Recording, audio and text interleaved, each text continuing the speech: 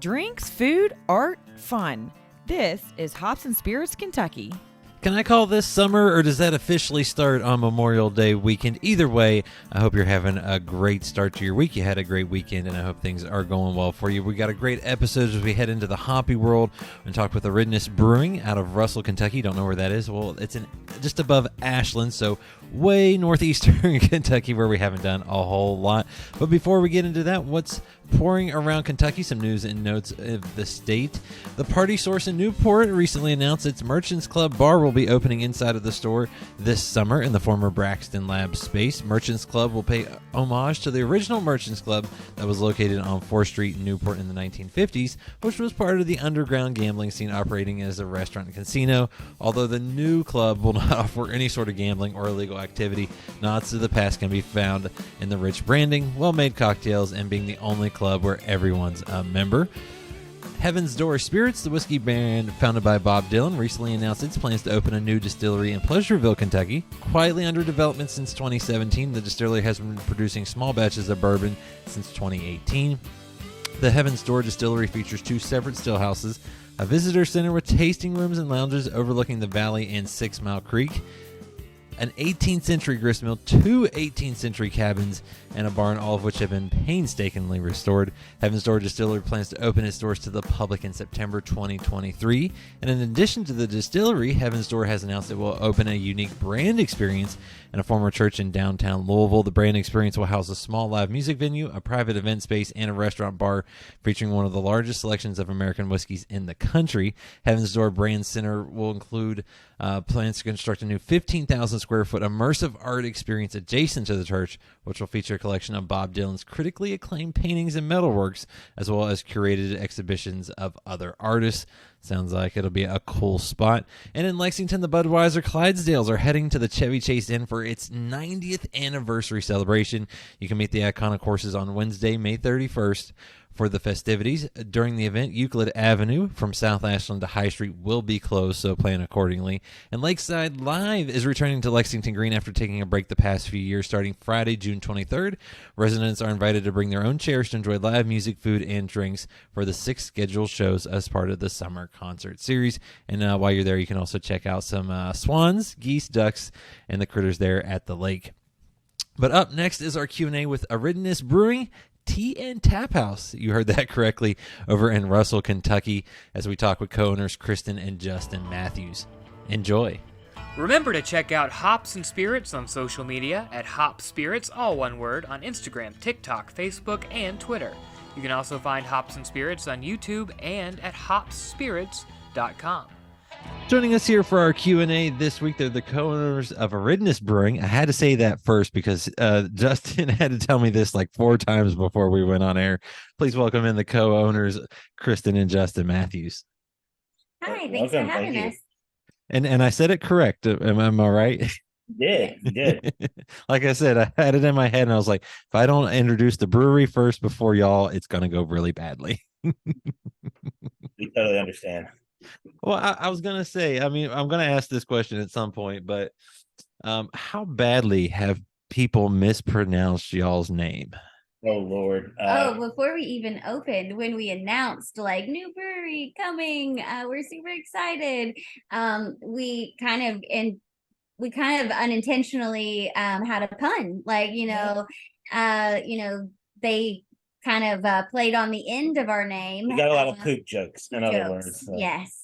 And stinky beer, like before we even made beer. And but like they say in marketing, any publicity is good publicity. So we were just like, okay. And, we addressed it. We said it's all about perception and pronunciation. We realize it is a hard word to pronounce.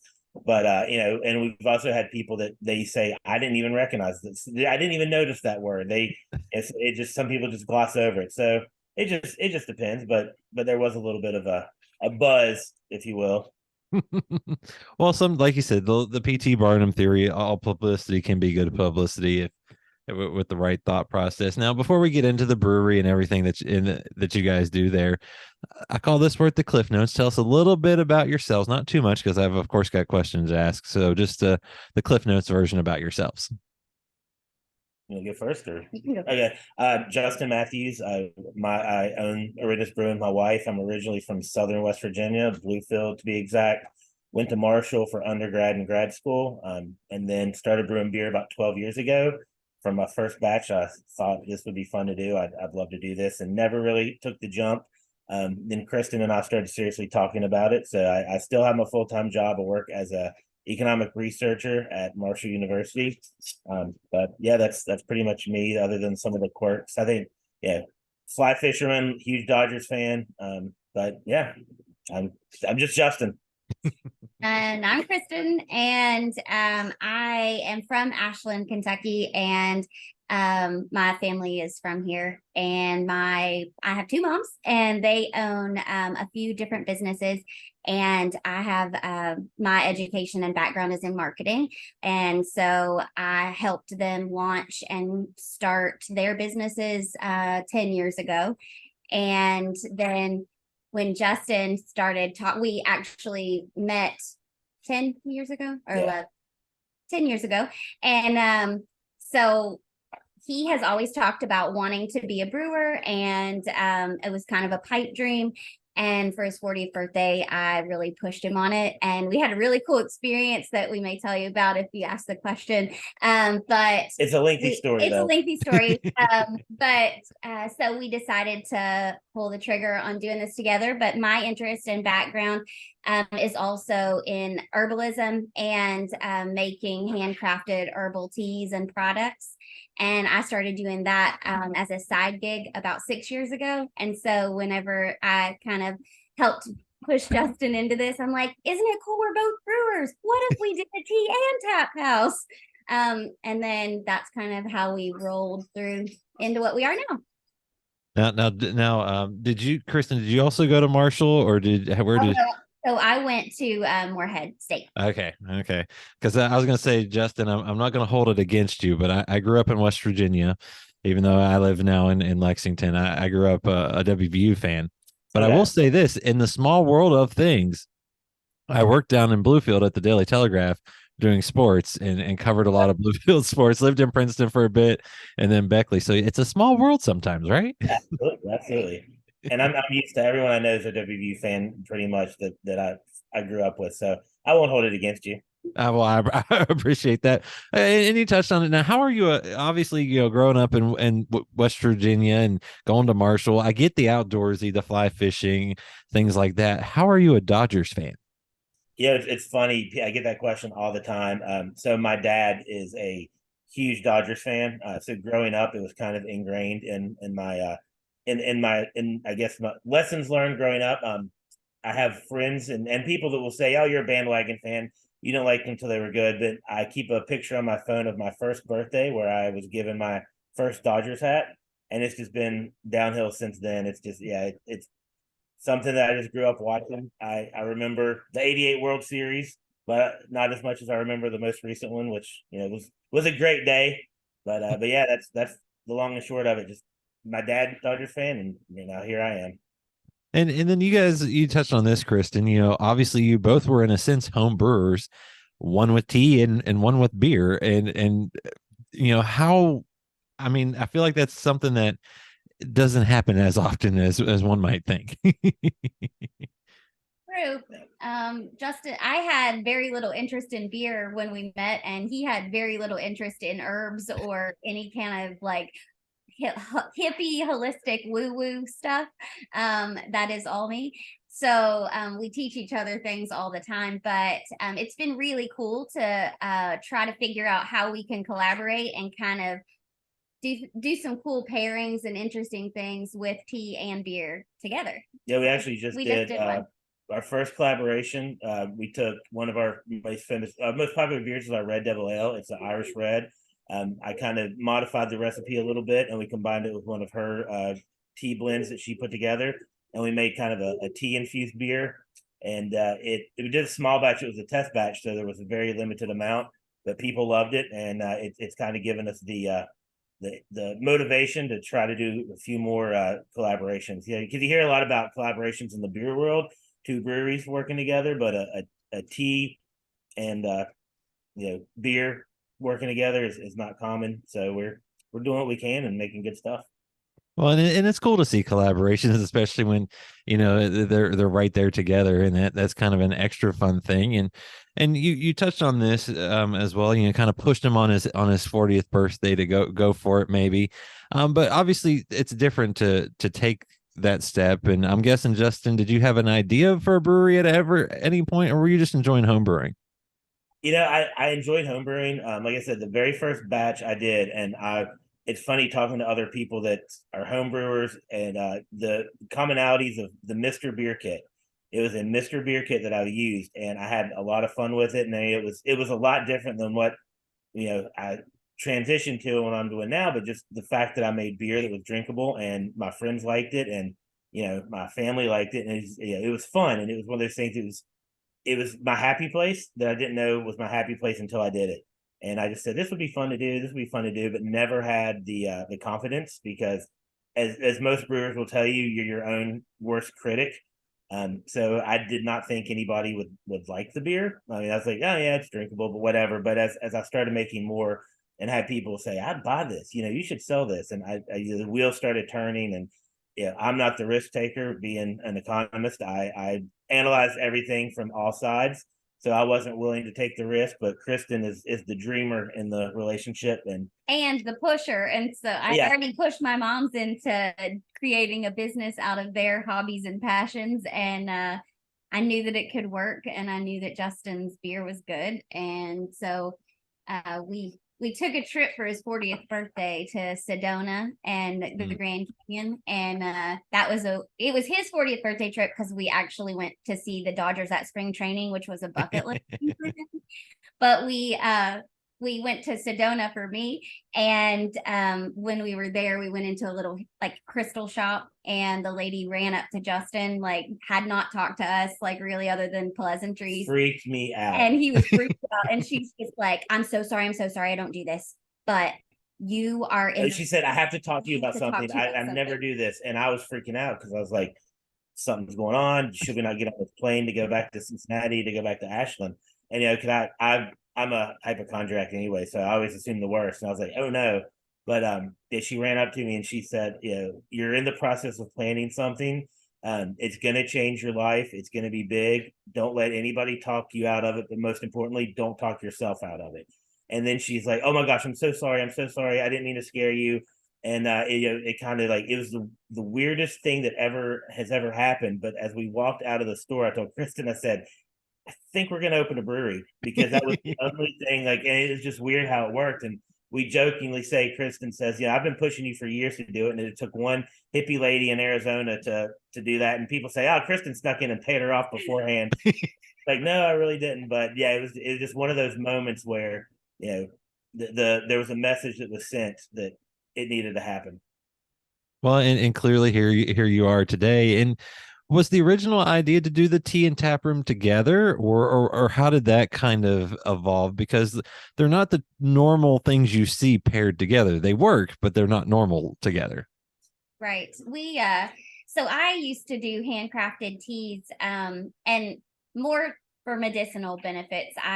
My grandmother had COPD, and nothing really helped her. And then I started making her an herbal tea that really helped. And she told everybody at church about it. And so then I'm making teas for migraines, and I'm making salves for arthritis. And she started telling all of her friends. And so then I'm like, I could do this. So I started taking online herbalism certification classes, and then selling my teas on Etsy.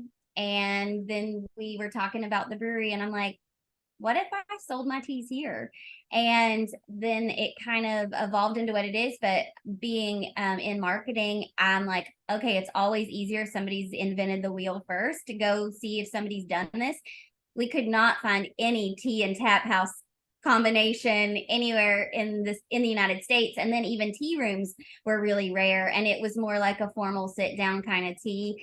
And so then we're just like, nothing really fits the vibe that we want to create, so we're just gonna have to do it ourselves.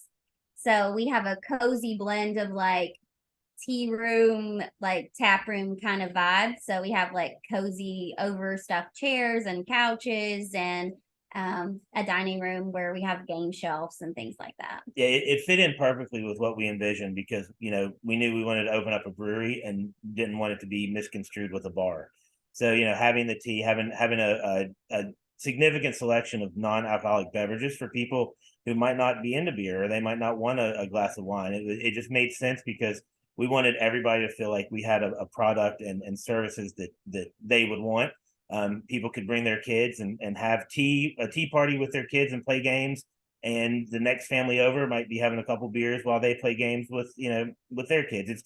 It just fit the whole, I guess, plan that we had in our mind of making it a place for people to gather and just enjoy being with each other. And for everyone to feel special and not like an afterthought. So everybody can get a handcrafted beverage that's unique and not just, a soda or a water.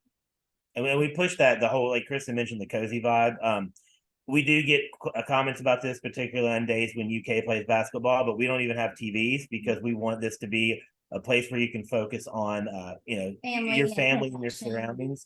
But yeah, I tell people when someone says, you need TVs in here, UK's playing. And I mean, it's the truth. For every one person that tells us we need TVs, we have about 10 that say, I'm so glad you don't have TVs. This is just the best vibe. It's like hanging out. We've been compared to hanging out in your friend's living room. Hey, there's nothing wrong with that. That goes back to that family friendly, that all welcome. And you're starting to see a lot more of that where there's an option for everyone, because if there's a group of 4 and one doesn't have an option there, guess what? They're probably not going to go there because they don't want to leave that person out. And it sounds like you guys are able to have something there for everyone. And the name, how did you guys settle on the name? What was the thought behind it? What's the meaning behind y'all's name? Well, so what we explain to people is, and this is probably something worth discussing anyways. Russell was not our first location. We had gone down to Florida and visited Crazy Dingo Brewing, and the way they had set up is they were located on a farm where there was a farmer's market, and they brewed beer outside. They served outside. You could drink your beer. You could go check out the plants. You could go. They had see rescue animals that like cows and chickens and ducks, and you could feed them, and it was just a really cool vibe. And people had their families there, and so we were like, and it kind of motivated us. Yeah, it worked, and we, Kristen's mom's had Dragonfly Outdoor Adventures on the Little Sandy, and we're like, what if we did an outdoor brewery at the Little Sandy? I mean, it would be seasonal, it wouldn't be open year round, but that would be cool to do. So we started looking at names that were associated with the river, and Eridanus is Latin for river, and it's also a constellation. There's some trains coming by, so I might have to talk a little louder. This is a usual thing here, but to talk over train noise. Yeah, we don't even notice it half the time because we're so used to it. We haven't mentioned this, but we're in a historic train depot, so trains are kind of a thing. Yeah, but yeah, so the Eridanus is river. It's a constellation, and even though we did not end up on the Little Sandy River, the Ohio River is such an important part of this area, and it's built. Yeah, I tell people it sounds cheesy, but it's true. It's built communities, it's built economies, and it's built people's dreams. And this is our dream, and we wanted to be a staple in the community and help stimulate the local economy. So there we go, Ohio River. You get a lot of bad press, but we're giving you a shout out. We're 2 blocks away from the Ohio River, and so we were the start of a revitalization of a sleepy downtown. So that's also been really cool to be on the basically the forefront of that kind of revitalization effort. I was gonna say, I mean, when you guys ended up in Russell, how did that happen, and how did you guys find the train depot there? And I know that wasn't an easy thing either to get into that building. No, that was pretty difficult. But we actually, so my parents, in addition to having Dragonfly Outdoor Adventures, they have a catering service as well, Dragonfly Outdoor Cafe. And so, like I said, I was ingrained really heavily in their companies and helped with catering opportunities and things like that. And a local business owner had them cater one of her functions, and we got to talking, and she has a lot of businesses, and I just said, we're actually looking at opening a brewery, and we're right now kind of shopping around where we want to put it. So if you hear of anything or you think there would be a good fit, kind of let us know.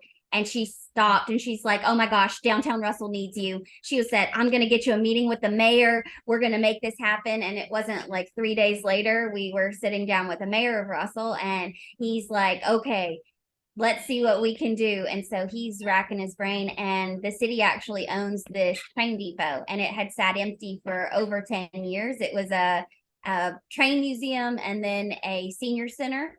And then they got a grant and had a really nice senior center built. So it was just storage and sat empty for a long time. And so they asked us if this would fit, and we did a walkthrough. And well, we told him, we said we want a location on the river, we want parking, and we want a spot for a food truck.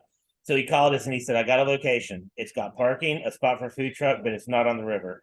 And he said, would you consider looking at the train depot? And Kristen and I had, as we had driven through Russell, like that, that'd be a cool little place to be a brewery. And it looks small. That's one thing, it is truly bigger on the inside, because a lot of people say, I don't see how you fit a brewery in there. And then they walk in, they're like, oh, this is the same size as one that I visited in Tennessee, one I visited in Ohio. But yeah, it just, once we walked in, we jokingly say that there was no heat, there was no electricity. It was January. There was snow on the ground, and we walked in, and I mean, we literally could not feel our feet, but we knew that this is the place. We didn't exchange glances, we didn't talk, but Kristen knew it, and I knew it. As soon as we walked in, the doors to what is now the brew house, even with all the storage and all the mess, we're like, this. We saw it. We saw the vision and knew that this was the home of Eridanus Brewing. And it took a year and a half from that date for us to open. Yeah. So, yeah.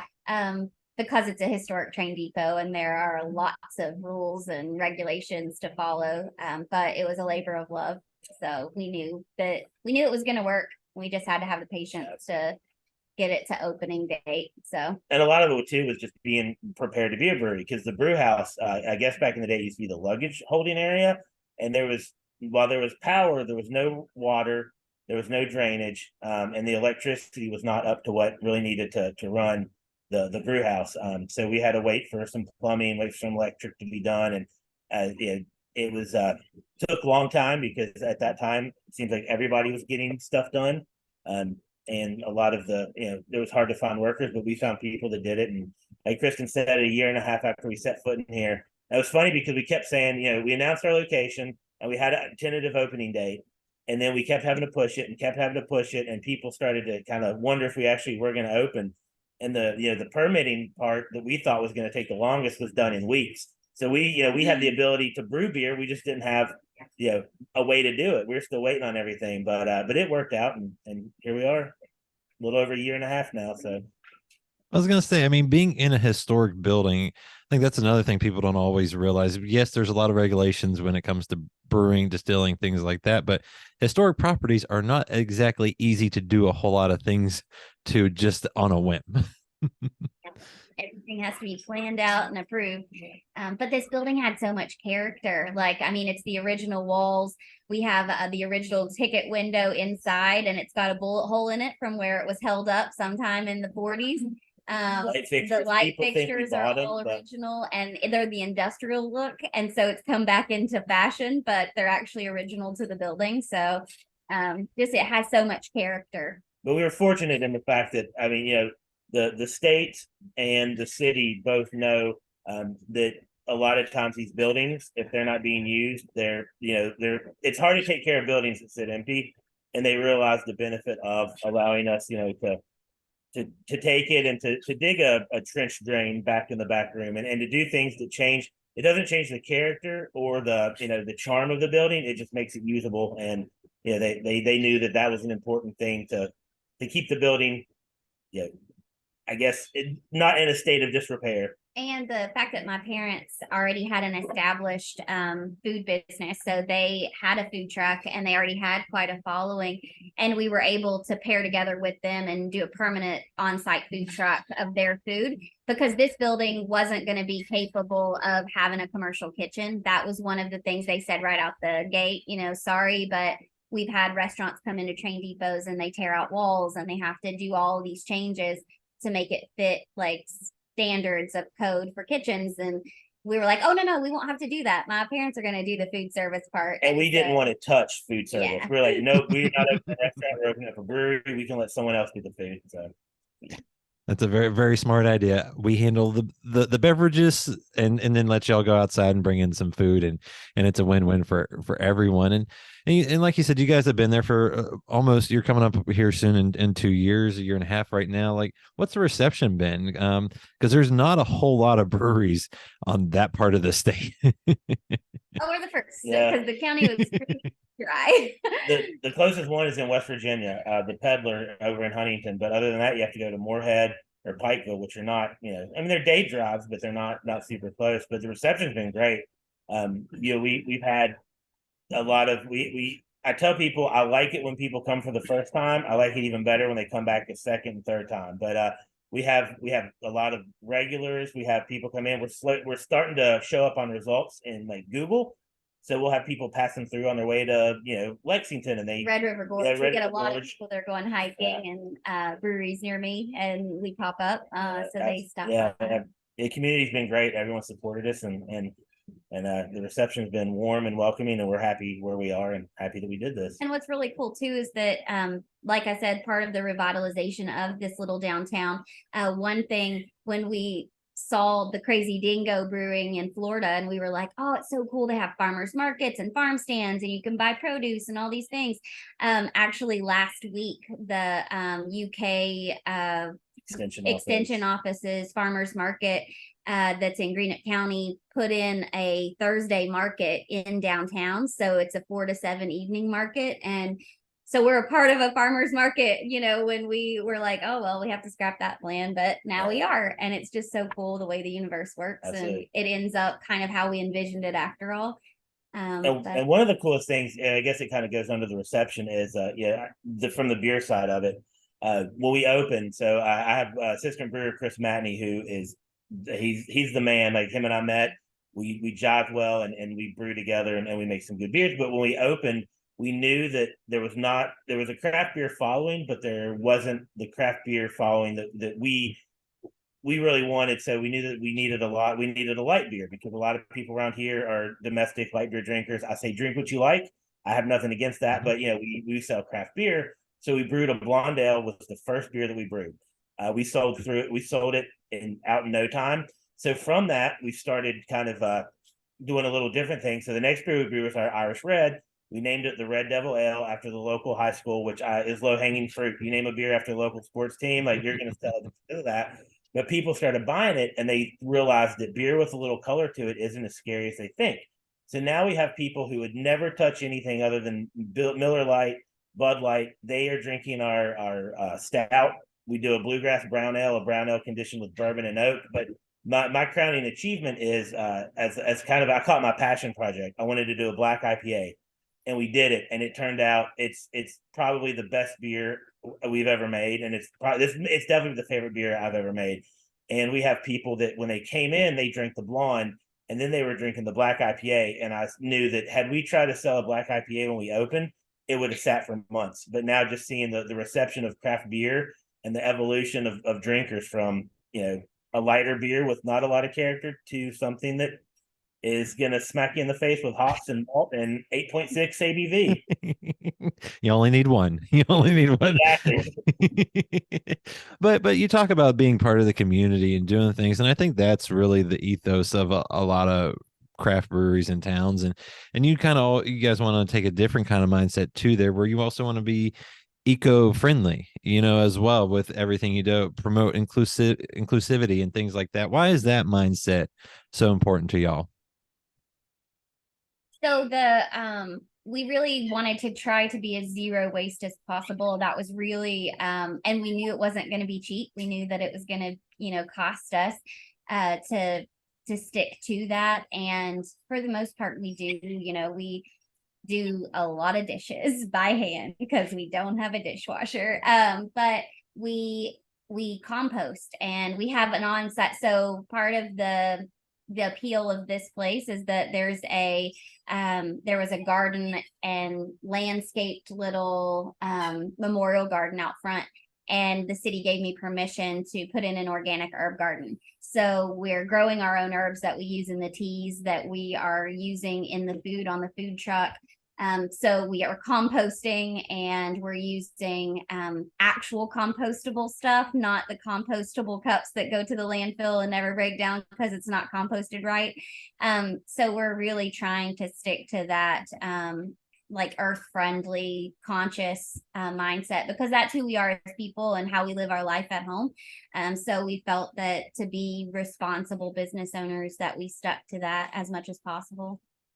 And then for the like welcome to all and the inclusivity of all of like our business practice, it's also how we live our life. And our whole family is part of the LGBTQIA community. And so we want everyone to feel welcome and safe here. And that's the way we approach our business as well. We want everyone to feel like this is their home. So and we do that by having our what is the sticker on the door that open to all, and our bathrooms are non-gendered, and we created a safe space for everyone. And we've had people come in that say, I feel so comfortable here, and this is the first time here, and I'll be back. I just feel accepted, I feel comfortable, and that's what we wanted to do, because we wanted to create a safe space. Craft beer and craft tea, everyone deserves craft beer and craft tea, and being able to provide a space for that has been awesome. Yeah, I was gonna say good drinks for everyone, and like you guys have said, there's no TVs when they visit. There's a food truck though on site. There's games, and it's got that more family friendly atmosphere. So what can folks expect when they do step into that historic train depot? Well, I think, I don't know. I mean, I'm trying to think of what people say the first time they come here. We hear it's oh, this is cute, this is cozy, this is pleasant. Eclectic clutter has been the design style that I have been kind of branded with. But we have like a old safe that's original to the building in the little sitting area. We have fireplaces, electric fireplaces, and cozy couches and throws. And the floor is industrial concrete that's been patched a couple of times because it's original to the building. It's all the walls are wooden. It's got 3 doors on the front and 3 doors on the back. And so each area is kind of unique. Like the area we're sitting in right now is the little sitting area off of the bar. The dining room is its own little room where we have all the tables and chairs and board games and card games. And then there's a glass fronted door that is locked usually, but you can see through it to where Justin brews. And the whole I guess transition from room to room is kind of humorous, because so like Kristen said, the tap room is cozy, has shelves, plants, like a cool little vibe. We also have a houseplant business and cute little gifts that operates out of the brewery as well. So eclectic clutter. Yeah, so the middle room is more train memorabilia oriented. That's where we put a lot of the train memorabilia. Then you go back to the brew house where I let my weirdness speak out. So there's vintage horror movie posters and just things that are Justin focused, because that was the one room that I was given full. He loves ghosts, so he's got all of his ghost paraphernalia to ghost up there. Yeah. So yeah, it's he got weird with it. Yeah, I went real weird with the brew house, which is funny because that was another quote that when we first decided to do this, I tell people, I was like, if you're a fan of It's Always Sunny in Philadelphia, there's a part where Frank Reynolds says, I don't know how many years I got left on this earth, I'm gonna get real weird with it. And I said, that's my mentality. If we're gonna open up a brewery, we're gonna get real weird with it, because we don't know how many years we have left. Now with that, what are each of y'all's favorite brews that you have made? Justin with beer and Kristen with the tea that might be on tap, when people swing by. Well, as far as beer, we will do it again because of reception, but I mentioned it earlier, the black IPA. As Kristen mentioned, I'm a Ghost fan, so it was named Year Zero. But it was just perfect. I mean, it got such a warm response. I loved it. It's my favorite beer. It will come back. There's that much of a demand for it, but yeah, I mean, there's no beers I make that I don't like. I tell people it's like, it's like a kid. You might like some better than the other, but you're not going to dislike all of them. But yeah, the Year Zero is my absolute favorite, and hopefully we'll get that back soon. It was fun to make, and it's even more fun to watch people drink. I will say I have a favorite beer that he's brewed, but it took him a year and a half to brew it. I love sours. And he was like adamant at the beginning. He was like, I'm not brewing any sours, Kristen. Just go ahead and, go ahead and get that out of your head. He's like, I'm afraid of contaminating my brew house. I didn't want that that lactose scared me. But he actually just put his first it was a cherry sour on tap last week, and we've already sold through almost all of it. It had a really warm reception. But if anybody's going to be at Craft Bash in June, we will have that was one of the beers we're taking. I don't know if we're supposed to say that yet, but anyway, yes, it's sour. So we'll have that one there. But yeah, it's been we finally figured out the way to do it safely. The assistant brewer Chris came across it, and he did some test batches, and Kristen loved it. So when we teased it, I said our resident tea expert and sour aficionado, because she's been the pusher, and she gave it 2 thumbs up. So. And with teas, I have 22 different tea blends that we carry, and people can get by the cup or packaged tea. The favorite is probably the blueberry pancake and the strawberry sunshine teas. But and those are our best sellers, and everybody really loves those. But my favorite is one that I'm actually releasing tomorrow, and it's an elderberry chai.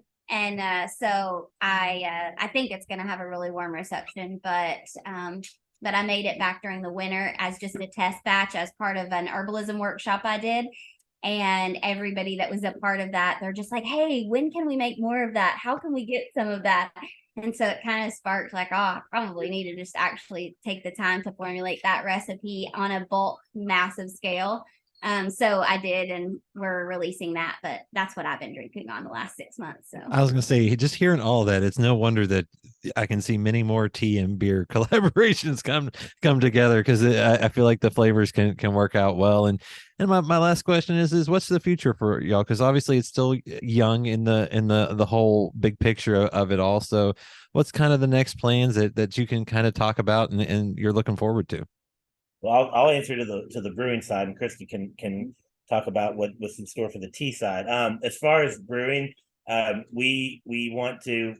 The demand is increased exponentially, and we're finding it hard to keep the tap room stocked, as well as cans, as well as we have some local restaurants interested in the beer, and so we're looking into upgrading our system. Right now, we're 1 barrel. We're looking at going a little bit bigger so we can produce more beer. Right now it's a struggle, because one thing I don't think I've mentioned is I still have a full-time job in addition to this. So time is at a premium, and just being able to brew more beer in one swoop would work out so much better. So we're looking at expanding our operations a little bit, cans more consistently, beer in local restaurants, and just making more beer. And the beer's good. It's rare for me to say that, because like I said, I'm my own worst enemy, but I'm slowly realizing that there is a demand, and a large demand, for the beer we make, and we're doing what we can to push it out and increase production so we get it in the mouths and hands of more people. And with the tea side of things, we actually just a month and a half ago, we got the permission. So there's an old switch tower that's on the property, and it was a part of our lease, but it's been in disrepair since the late 90s. And so my friend that does the houseplant business, her business is Sage and Root, and she's has all the same business principles that we have. And so in the last year, we have done markets together. So we collaborate, and we put all of our stuff together and go out into the community. And it's just worked so well. And when we were looking at the switch tower, we were like, man, wouldn't that make a cool little tea and houseplant shop? And the closest houseplant shop and a eclectic little gift shop is in Charleston, West Virginia. So we were just like, man, we're perfectly positioned right here on the corner of this revitalization. So we're in the process of writing historical restoration grants for that building. And with the goal of having that be a workshop and shop as well for people to buy teas and plants. And until we get it open, we're doing the Thursday markets with the farmers market, and then setting up at additional markets throughout the area. It's funny too, because as Kristen's been working on this building, she's like, look at all this room you're going to get to have back, because we have a corner with her teas, and we have all the retail stuff, and she's like, you're gonna be able to do so much more in here. I'm taking over, like, I have an apothecary corner over in the side by the bar, and it's got a huge apothecary cabinet, and then I just keep spilling out into different areas of the brewery, and he's just like, Kristen, you really need to consolidate. But she knows that's like the one place that hadn't split into is the brew house. But and when I start to put stuff in there, he's like, no. What are we doing? That's his plate. That is his spot out of there. He's like, to the shed. Well, it sounds like y'all got some amazing things coming down the pipe. You got some amazing things going on, and folks, if you're in the area visiting Russell, going through, I highly recommend giving them a try. And Justin, Kristen, thank you so much for sharing this with me. Thanks for having us. It's nice talking to you. Find more from Hops and Spirits at hopspirits.com. Thanks, everybody. Bye.